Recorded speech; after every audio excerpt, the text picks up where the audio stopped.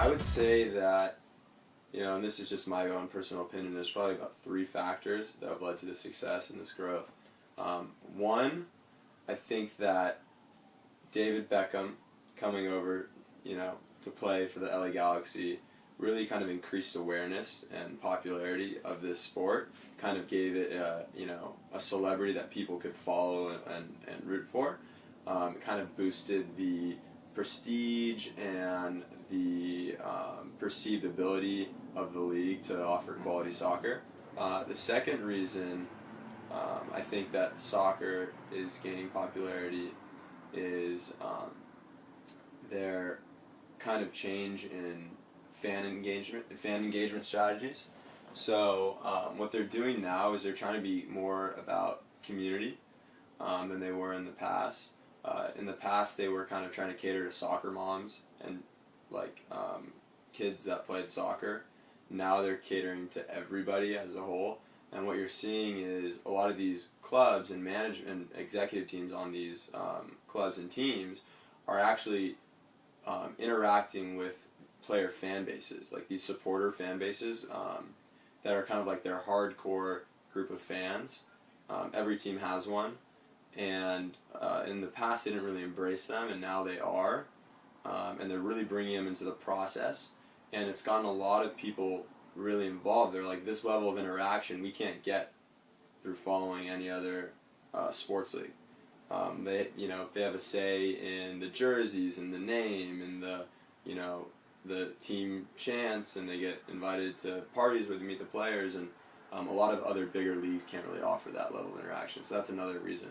And then the third reason is the MLS has had some really successful expansions in the last 3 or 4 years.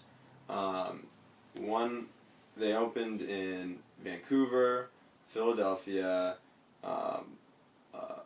Portland, Seattle, and Toronto. And really, those expansions, for whatever reason, have just been extremely, extremely successful. They all sell out. Seattle had 64,000 people at their last regular season game, which is unheard of. I mean, that's as crazy as a NFL game.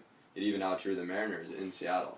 And so I think that the MLS has been very smart about where they're choosing to expand, and I think that's been really helpful too in the increased attendance numbers.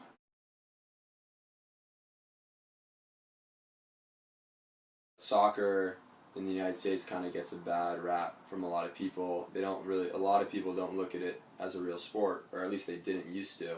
I think that the World Cup, watching, USA versus Algeria with Landon Donovan scoring that last second goal, it really opened people's eyes to how amazing and exciting the sport of soccer can be. And I think that a lot of people gain respect for soccer, whereas before they didn't have it. So I think a lot of people are starting to kind of not bash it and be open to following it and watching it more. And then again, the increased, exhibition of European soccer in American television really allows the more casual or fan or someone who's somewhat open to it but never really seen it to watch great quality soccer and to appreciate the sport more. And of course, the end result of that is just going to be positive for the MLS.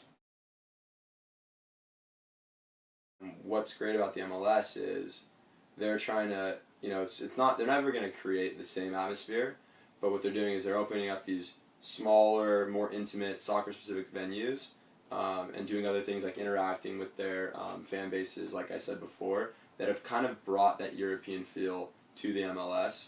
So I know that people have said that when they go to Portland to see the Timbers play, it's almost as electric, if not more electric, than many European atmospheres.